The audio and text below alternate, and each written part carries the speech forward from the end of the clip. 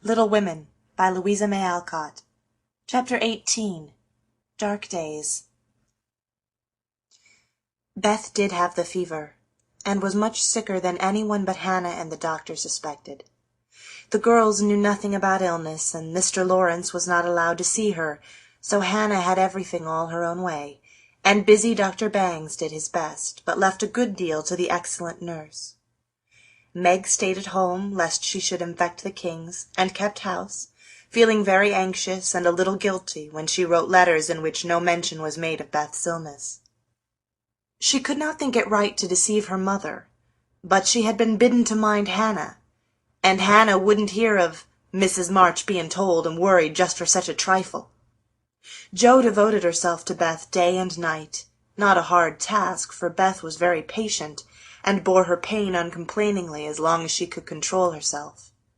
But there came a time when during the fever fits she began to talk in a hoarse, broken voice, to play on the coverlet as if on her beloved little piano, and try to sing with a throat so swollen that there was no music left, a time when she did not know the familiar faces round her, but addressed them by wrong names, and called imploringly for her mother.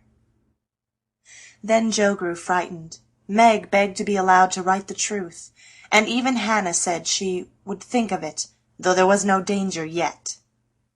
A letter from Washington added to their trouble, for Mr. March had had a relapse, and could not think of coming home for a long while. How dark the days seemed now, how sad and lonely the house, and how heavy were the hearts of the sisters as they worked and waited, while the shadow of death hovered over the once happy home. Then it was that Margaret, sitting alone with tears dropping often on her work, felt how rich she had been in things more precious than any luxuries money could buy, in love, protection, peace, and health, the real blessings of life. Then it was that Jo, living in the darkened room with that suffering little sister always before her eyes, and that pathetic voice sounding in her ears, learned to see the beauty and the sweetness of Beth's nature, to feel how deep and tender a place she filled in all hearts, and to acknowledge the worth of Beth's unselfish ambition to live for others, and make home happy by the exercise of those simple virtues which all may possess, and which all should love and value more than talent, wealth, or beauty. And Amy, in her exile, longed eagerly to be at home, that she might work for Beth, feeling now that no service would be hard or irksome, and remembering with regretful grief how many neglected tasks those willing hands had done for her. Laurie haunted the house like a restless ghost, and Mr. Lawrence locked the grand piano because he could not bear to be reminded of the young neighbor who used to make the twilight pleasant for him. Everyone missed Beth. The milkman, baker, grocer, and butcher inquired how she did. Poor Mrs. Hummel came to beg pardon for her thoughtlessness, and to get a shroud for Minna. The neighbors sent all sorts of comforts and good wishes, and even those who knew her best were surprised to find how many friends shy little Beth had made. Meanwhile she lay on her bed with old Joanna at her side, for even in her wanderings she did not forget her forlorn protégée. She longed for her cats, but would not have them brought, lest they should get sick, and in her quiet hours she was full of anxiety about Jo. She sent loving messages to Amy, bade them tell her mother that she would write soon, and often begged for pencil and paper to try to say a word, that father might not think she had neglected him. But soon even these intervals of consciousness ended, and she lay hour after hour tossing to and fro, with incoherent words on her lips, or sank into a heavy sleep which brought her no refreshment. Dr. Bangs came twice a day. Hannah sat up at night. Meg kept a telegram in her desk all ready to send off at any minute, and Jo never stirred from Beth's side.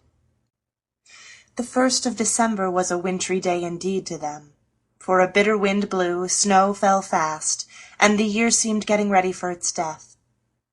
When Dr. Bangs came that morning, he looked long at Beth, held the hot hand in both his own a minute, and laid it gently down, saying in a low tone to Hannah, "If Mrs. March can leave her husband, she'd better be sent for." Hannah nodded without speaking, for her lips twitched nervously. Meg dropped down into a chair as the strength seemed to go out of her limbs at the sound of those words, and Jo, after standing with a pale face for a minute, ran to the parlor, snatched up the telegram, and throwing on her things, rushed out into the storm. She was soon back, and while noiselessly taking off her cloak, Laurie came in with a letter, saying that Mr. March was mending again. Jo read it thankfully, but the heavy weight did not seem lifted off her heart, and her face was so full of misery that Laurie asked quickly, "What is it? Is Beth worse?" "I've sent for Mother," said Jo, tugging at her rubber boots with a tragical expression. "Good for you, Jo. Did you do it on your own responsibility?" asked Laurie, as he seated her in the hall chair and took off the rebellious boots, seeing how her hands shook. "No, the doctor told us to." "Oh, Jo, it's not so bad as that," cried Laurie with a startled face. "Yes, it is. She doesn't know us. She doesn't even talk about the flocks of green doves, as she calls the vine leaves on the wall. She doesn't look like my Beth, and there's nobody to help us bear it. Mother and Father both gone, and God seems so far away I can't find him." As the tears streamed fast down poor Jo's cheeks, she stretched out her hand in a helpless sort of way, as if groping in the dark, and Laurie took it in his, whispering as well as he could with a lump in his throat, "I'm here. Hold on to me, Jo dear." She could not speak, but she did hold on, and the warm grasp of the friendly human hand comforted her sore heart, and seemed to lead her nearer to the divine arm which alone could uphold her in her trouble. Laurie longed to say something tender and comfortable, but no fitting words came to him, so he stood silent, gently stroking her bent head as her mother used to do. It was the best thing he could have done, far more soothing than the most eloquent words, for Jo felt the unspoken sympathy, and, in the silence, learned the sweet solace which affection administers to sorrow. Soon she dried the tears which had relieved her, and looked up with a grateful face. "Thank you, Teddy. I'm better now. I don't feel so forlorn, and will try to bear it if it comes." "Keep hoping for the best. That will help you, Jo. Soon your mother will be here, and then everything will be right." "I'm so glad Father is better. Now she won't feel so bad about leaving him. Oh, me! It does seem as if all the troubles came in a heap, and I got the heaviest part on my shoulders," sighed Jo, spreading her wet handkerchief over her knees to dry. "Doesn't Meg pull fair?" asked Laurie, looking indignant. "Oh, yes, she tries to, but she can't love Bethy as I do, and she won't miss her as I shall. Beth is my conscience, and I can't give her up. I can't! Down went Jo's face into the wet handkerchief, and she cried despairingly, for she had kept up bravely till now, and never shed a tear. Laurie drew his hand across his eyes, but could not speak till he had subdued the choky feeling in his throat, and steadied his lips. It might be unmanly, but he couldn't help it, and I'm glad of it. Presently, as Jo's sobs quieted, he said hopefully, "I don't think she will die. She's so good, and we all love her so much. I don't believe God will take her away yet." "The good and dear people always do die," groaned Jo, but she stopped crying, for her friend's words cheered her up, in spite of her own doubts and fears. "Poor girl, you're worn out. It isn't like you to be forlorn. Stop a bit, I'll hearten you up in a jiffy." Laurie went off 2 stairs at a time, and Jo laid her wearied head down on Beth's little brown hood, which no one had thought of moving from the table where she left it. It must have possessed some magic, for the submissive spirit of its gentle owner seemed to enter into Jo, and when Laurie came running down with a glass of wine, she took it with a smile and said bravely, "I drink health to my Beth." "You are a good doctor, Teddy, and such a comfortable friend. How can I ever pay you?" she added, as the wine refreshed her body, as the kind words had done her troubled mind. "I'll send in my bill by and by, and tonight I'll give you something that will warm the cockles of your heart better than quarts of wine," said Laurie, beaming at her with a face of suppressed satisfaction at something. "What is it?" cried Jo, forgetting her woes for a minute in her wonder. "I telegraphed to your mother yesterday, and Brooke answered she'd come at once, and she'll be here tonight, and everything will be all right. Aren't you glad I did it?" Laurie spoke very fast, and turned red and excited all in a minute, for he had kept his plot a secret, for fear of disappointing the girls or harming Beth. Jo grew quite white, flew out of her chair, and the moment he stopped speaking she electrified him by throwing her arms round his neck and crying out, with a joyful cry, "Oh, Laurie! Oh, Mother! I am so glad!" She did not weep again, but laughed hysterically, and trembled, and clung to her friend as if she was a little bewildered by the sudden news. Laurie, though decidedly amazed, behaved with great presence of mind. He patted her back soothingly, and finding that she was recovering, followed it up by a bashful kiss or two, which brought Jo round at once. Holding on to the banisters, she put him gently away, saying breathlessly, "Oh, don't! I didn't mean to. It was dreadful of me, but you were such a dear to go and do it in spite of Hannah that I couldn't help flying at you. Tell me all about it, and don't give me wine again. It makes me act so."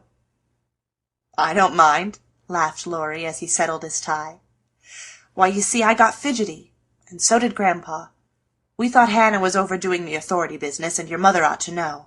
She'd never forgive us if if anything happened, you know. So I got Grandpa to say it was high time we did something, and off I pelted to the office yesterday, for the doctor looked sober, and Hannah most took my head off when I proposed a telegram. I never can bear to be lorded over, so that settled my mind, and I did it. Your mother will come, I know, and the late train is in at 2 a.m. I shall go for her, and you've only got to bottle up your rapture and keep Beth quiet till that blessed lady gets here." "Laurie, you're an angel. How shall I ever thank you?"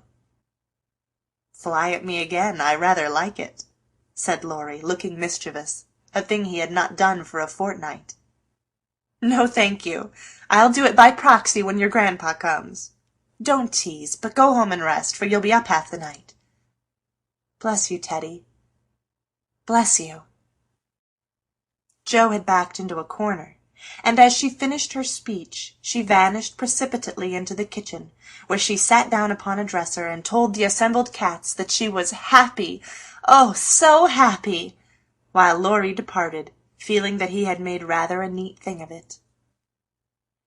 "That's the interferingest chap I ever see, but I forgive him, and do hope Mrs. March is coming on right away," said Hannah, with an air of relief when Jo told the good news. Meg had a quiet rapture, and then brooded over the letter, while Jo set the sick room in order, and Hannah knocked up a couple of pies in case of company unexpected. A breath of fresh air seemed to blow through the house, and something better than sunshine brightened the quiet rooms. Everything appeared to feel the hopeful change. Beth's bird began to chirp again, and a half-blown rose was discovered on Amy's bush in the window. The fires seemed to burn with unusual cheeriness, and every time the girls met, their pale faces broke into smiles as they hugged one another, whispering encouragingly, "Mother's coming, dear. Mother's coming." Everyone rejoiced but Beth. She lay in that heavy stupor, alike unconscious of hope and joy, doubt and danger. It was a piteous sight. The once rosy face so changed and vacant, the once busy hands so weak and wasted, the once smiling lips quite dumb, and the once pretty well-kept hair scattered rough and tangled on the pillow. All day she lay so, only rousing now and then to mutter, "Water," with lips so parched they could hardly shape the word. All day Jo and Meg hovered over her, watching, waiting, hoping, and trusting in God and Mother. And all day the snow fell, the bitter wind raged, and the hours dragged slowly by. But night came at last, and every time the clock struck, the sisters, still sitting on either side of the bed, looked at each other with brightening eyes, for each hour brought help nearer. The doctor had been in to say that some change, for better or worse, would probably take place about midnight, at which time he would return. Hannah, quite worn out, lay down on the sofa at the bed's foot and fell fast asleep. Mr. Lawrence marched to and fro in the parlor, feeling that he would rather face a rebel battery than Mrs. March's anxious countenance as she entered. Laurie lay on the rug, pretending to rest, but staring into the fire with the thoughtful look which made his black eyes beautifully soft and clear.